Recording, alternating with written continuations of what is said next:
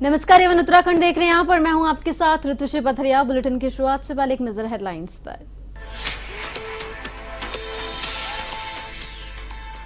उपराष्ट्रपति जगदीप धनखड़ 2 दिवसीय दौरे पर आएंगे उत्तराखंड। भारतीय पेट्रोलियम संस्थान में वैज्ञानिकों से होंगे रूबरू। राष्ट्रीय इंडियन मिलिट्री कॉलेज और एम्स का करेंगे दौरा।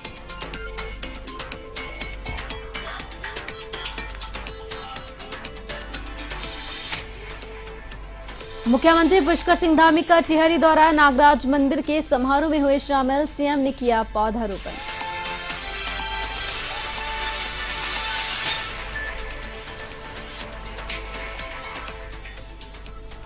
केदारनाथ में MI-17 से छूटकर नदी में गिरा हेलीकॉप्टर। थारू कैंप के पास हुआ हादसा। भार और हवा के प्रभाव से बिगड़ा बैलेंस।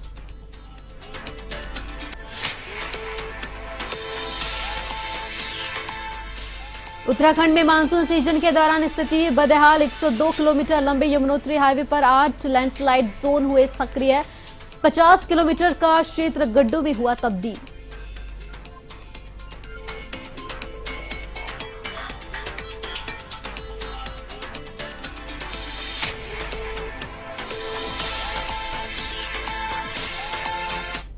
तो खबरें विस्तार से। उपराष्ट्रपति जगदीप धनखड़ 2 दिवसीय दौरे पर उत्तराखंड में रहेंगे।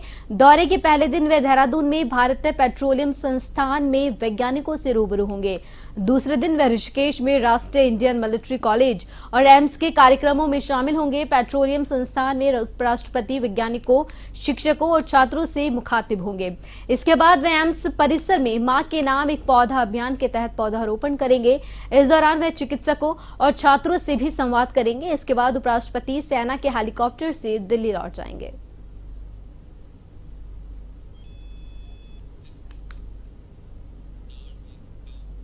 केदारनाथ में एक हेलीकॉप्टर नदी में गिर गया। पर्यटन अधिकारी ने घटना के बारे में जानकारी देते हुए बताया कि हेली को ठीक करवाने के लिए गोचार हवाई पट्टी ले जाया जा रहा था, जिसमें वायुसेना के MI-17 हेलीकॉप्टर से क्रिस्टल एविएशन के हेली को हैंग कर गोचर पहुंचाया जाना था, जिसको लेकर हेली के भार और हवा के प्रभाव से MI-17 का बैलेंस बिगड़ने लगा, जिसके चलते थारू कैंप के पास पहुंचने पर हेलीकॉप्टर को ड्रॉप करना पड़ा।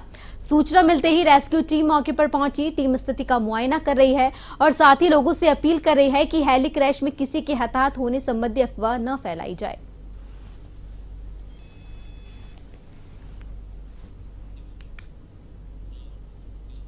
उत्तराखंड में मानसून सीजन के दौरान चारधाम को जोड़ने वाले मार्ग की बदहाल स्थिति बनी हुई है। वही यमुनोत्री हाईवे का हाल ज्यादा खतरनाक हो गया है। 102 किलोमीटर लंबे यमुनोत्री हाईवे पर 8 लैंडस्लाइड जोन नए बने हैं और करीब 50 किलोमीटर का क्षेत्र गड्ढों में तब्दील है, जो आने वाले सितंबर और अक्टूबर माह में चारधाम यात्रा की सीजन में परेशानी का कारण बन सकता है। यमुनोत्री हाईवे सबसे अधिक डाबरकोट के पास अवरुद्ध हुआ। वहीं 2 माह के अंतराल में डाबरकोट के पास 20 से अधिक बार लैंडस्लाइड हुई है।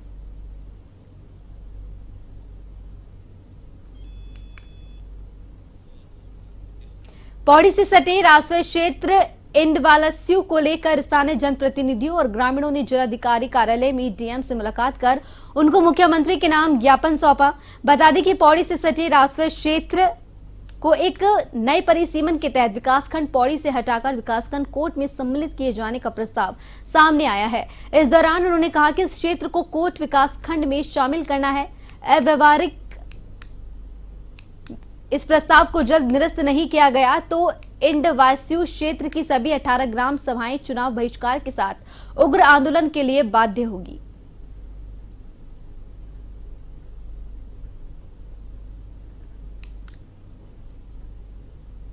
एसडीएम और बीडीओ ऑफिस से रिपोर्ट मांगी गई और उनकी रिपोर्ट आने पे जो बेसिकली किसी भी परिवर्तन को परिसीमन में जो चेंजेस होते हैं उसको करने के समय में एक रिपोर्ट मांगी जाती है, जो कंक्लूसिव रिपोर्ट होती है, जिसमें एडमिनिस्ट्रेटिव कन्वीनियंस और उस जगह की जोग्राफिकल लोकेशंस और दूसरी चीज़ों को फैक्टर इन किया जाता है। तो उस कंक्लूसिव रिपोर्ट के आने के बाद में कोई डिसीजन लिया जाए। में जो एसडीएम से आख्या मांगी गई है वो ओवरऑल जो फीडबैक लेंगे पूरे के पूरे एरिया से, उसके बाद में जो भी अप्रोप्रिएट डिसीजन होना होगा नियमानुसार वो उसमें आवश्यक। मसूरी में पटरी व्यापारी समिति के सदस्य शहीद स्थल पर अपनी मांगों को लेकर धरना प्रदर्शन कर रहे हैं। पटरी व्यापारियों का कहना है कि प्रशासन ने कुछ लोगों को माल रोड पर एक स्थान पर जगह चिन्हित कर 2x2 की जगह दी है और उन्हें वहीं बैठाने की कार्रवाई की जा रही है, परंतु आधे से अधिक पटरी व्यापारियों को नजरअंदाज किया जा रहा है। उन्होंने कहा कि सभी पटरी व्यापारियों को पूर्व की भांति मॉल रोड पर पटरी लगाने की अनुमति दी जाए। बता दें कि प्रशासन ने करीब 140 पटरी में 82 व्यापारियों को चिन्हित करने का काम किया है। व्यापारियों का कहना है कि 2 सितंबर को मसूरी गोलीकांड के अवसर पर मुख्यमंत्री पुष्कर सिंह धामी को ज्ञापन देकर अपनी मांग के बारे में अवगत कराएंगे।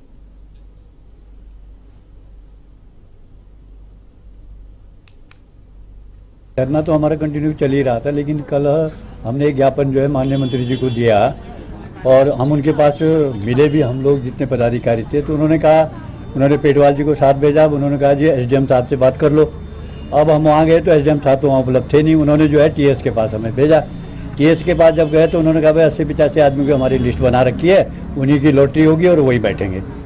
तो उसमें हम लोग तो सहमत है नहीं। क्यों 80-85 आदमी नहीं है। हम तो एक दिन जब सारे लोग हम नगर पालिका में गए तो करीब जो है 140 के आसपास जो है लोग थे और जो ओरिजिनल आज की डेट में भी बैठते हैं। जी हाँ, हमने कल बल्कि एक पत्र भी मतलब हमारे काबीना मंत्री श्री गणेश जोशी जी को दिया था। उन्होंने हमें तुरंत पेटवाल जी के साथ जो है एसडीएम से वार्तालाप करने के लिए भेजा था, लेकिन हमारी एसडीएम साहब से कोई वार्तालाप नहीं हुई। हमारी सिर्फ टीएस साहब से बात हुई। टीएस साहब ने कहा कि हमने जो है 84 या 81-82 जो भी आदमी थे कि उनके हमने लिस्ट बना दी है, उनको हम पर्ची सिस्टम करेंगे और 2-4 दिन में कर देंगे। लेकिन हमें ये नहीं पता किस कैटेगरी में बनाई गई है, किसके कौन कौन है, उसमें क्या है। उन्होंने कहा जी हम उनको सूचित करेंगे। सूचित करने के बाद किन आदमियों को वहाँ बुलाया जाएगा, किसका नाम है, किसका नाम। खबर हल्द्वानी से बता रहे हैं, जहां पर डीएम वंदना सिंह ने समाधान दिवस पर नगर निगम के वार्ड नंबर 11 से 20 तक जनता के समक्ष जनसुनवाई का कार्यक्रम रखा, जिसमें आने वाली समस्याओं के निस्तारण के लिए लोगों के सुना, जिसमें कुल 53 शिकायतकर्ताओं ने अपनी शिकायत दर्ज की, जिसमें डीएम ने राजस्व विभाग, नगर निगम हल्द्वानी, काठगोदाम, जिला विकास प्राधिकरण, जल संस्थान, विद्युत विभाग और अन्य विभागों को निर्देशित किया गया कि दर्ज शिकायतों के संबंध में उचित कार्रवाई की जाए। इस दौरान लोगों ने सड़क, बिजली, पानी, स्ट्रीट लाइट और विभिन्न समस्याओं से अवगत कराया। डीएम ने बताया कि नगर निगम के पूरे 60 वार्ड में प्रत्येक हफ्ते 10 वार्डों में हिसाब से जन सुनवाई समाधान दिवस लगाया जाएगा।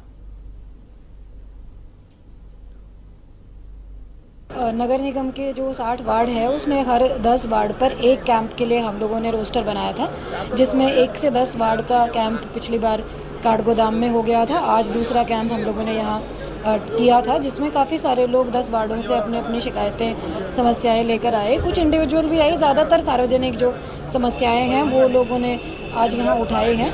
विभागीय अधिकारियों को निर्देशित भी किया गया है। कुछ लोगों की समस्याओं के लिए विभाग ने जानकारी भी दी है कि कुछ प्रोजेक्ट सैंक्शन हुए हैं, उनके विषय में बताया भी है। जो व्यक्तिगत शिकायतें थी, किसी की समाज कल्याण से है या आधार कार्ड की समस्या है या विकलांग प्रमाण पत्रों की समस्या है, इस तरह के मामले भी यहाँ लोग लेकर आए हैं, उनको भी सॉर्ट आउट कराया गया है।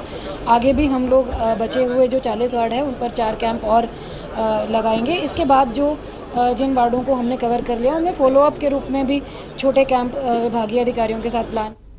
मसूरी पुलिस ने बदमाश नरेंद्र राठी को Mussoorie Kolukhet police check post से गिरफ्तार किया है। साथ ही नरेंद्र राठी के पास से तमचा और 3 कारतूस भी बरामद किए गए हैं। बता दें कि नरेंद्र राठी हरियाणा का कुख्यात बदमाश है। राठी पर हरियाणा में 302 का मुकदमा भी दर्ज है। इसके अलावा राठी पर 2 हत्याओं का भी आरोप है। वहीं राठी पर एक व्यक्ति को गोली मारने का भी आरोप है। मसूरी कोतवाल अरविंद चौधरी ने बताया कि मसूरी पुलिस को सूचना मिली कि एक व्यक्ति मसूरी से देहरादून की ओर खुली गाड़ी में पिस्टल लहराता हुआ जा रहा है। सूचना मिलते ही पुलिस हरकत में आई। मसूरी कोतवाल अरविंद चौधरी के मुताबिक सभी चेक पोस्टों पर पुलिस को अलर्ट किया गया। मसूरी कोलूखेत चेक पोस्ट पर एक स्कॉर्पियो में बैठे लोगों की तलाशी ली तो एक व्यक्ति के पास से लोडेड तमचा और 3 जिंदा कारतूस मिले। वहीं स्कॉर्पियो में बैठे 4 अन्य लोगों को पुलिस ने चालानी कार्रवाई पर छोड़ दिया है। पुलिस अभी नरेंद्र राठी का आपराधिक इतिहास खंगाल रही है।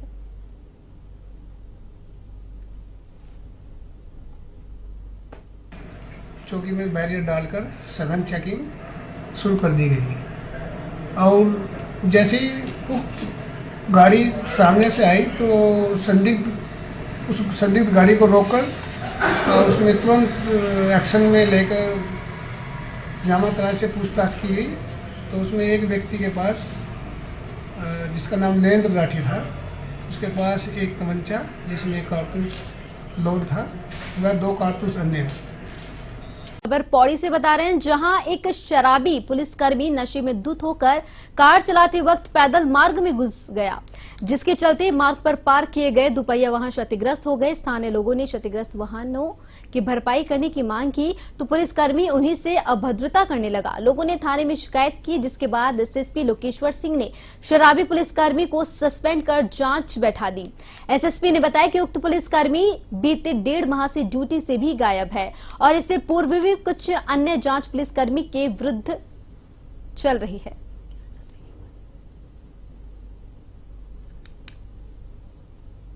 देखिए, कल हमारे पास रात्रि में एक शिकायत प्राप्त हुई थी जिसमें एक कर्मचारी जो कि लगभग 1.5 माह से ड्यूटी से एब्सेंट चल रहा था, इसको नशे की हालत में इसने एक 4 गाड़ियां जो बाइक थी उनके ऊपर गाड़ी चढ़ा दी थी। इस शिकायत के आधार पर हम लोगों ने मौके पर ही इस व्यक्ति के वाहन को सीज किया और सीज करने के उपरांत 185 एम एक्ट की धारा में वाहन को सीज किया और इस व्यक्ति को भी डिटेन किया, साथ ही साथ मेडिकल परीक्षण करवाया गया है और उस आधार पे जो हमारी विभागीय जांच एक अन्य जांच को ली गई है और विभाग से सीएम धामी टिहरी में श्री कांगुंडा नागराज मंदिर पुनर्स्थापना जागरण समारोह में शामिल हुए। मुख्यमंत्री ने मंदिर की परिक्रमा कर भगवान कांगुंडा नागराज मंदिर में पूजा अर्चना कर आशीर्वाद लिया और प्रदेश के सुख समृद्धि की कामना की। इस दौरान मुख्यमंत्री ने परिसर में एक पेड़ मां के नाम अभियान के तहत पौधारोपण किया। मुख्यमंत्री ने कहा कि कांगुंडा को पर्यटन और धार्मिक रूप में जल्द विकसित किया जाएगा। इसी के तहत जिला प्रशासन ने जो 2 करोड़ की डीपीआर उपलब्ध कराई है उसे जल्द स्वीकृत किया जाएगा।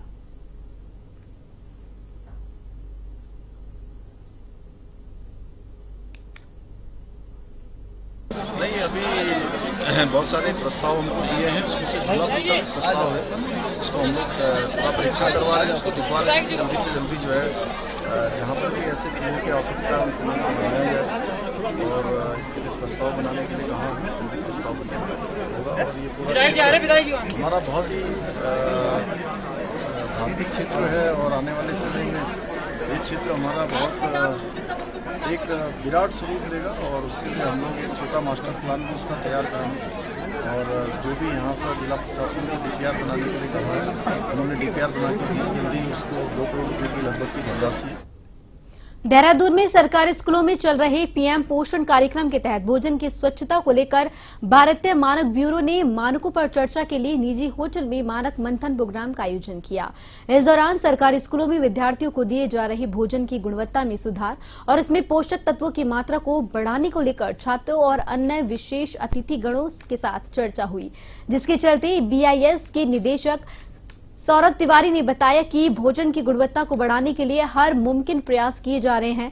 वहीं इसके साथ ही खाद्य सुरक्षा के उपायुक्त गणेश कांटपाल ने कहा कि स्कूलों में खाने से होने वाले खाद्य जनित रोगों से हम बच्चों को कैसे बचाएं, उस पर इस कार्यक्रम में चर्चा की गई है।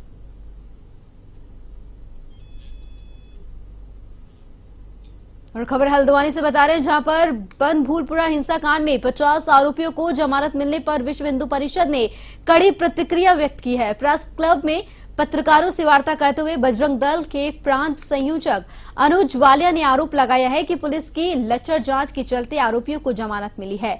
उन्होंने कहा कि इस मामले को लेकर विश्व हिंदू परिषद आंदोलन करेगा और पुलिस अधिकारियों से मिलकर लापरवाही की जांच और दोषी अधिकारियों के खिलाफ कार्रवाई की मांग करेगी।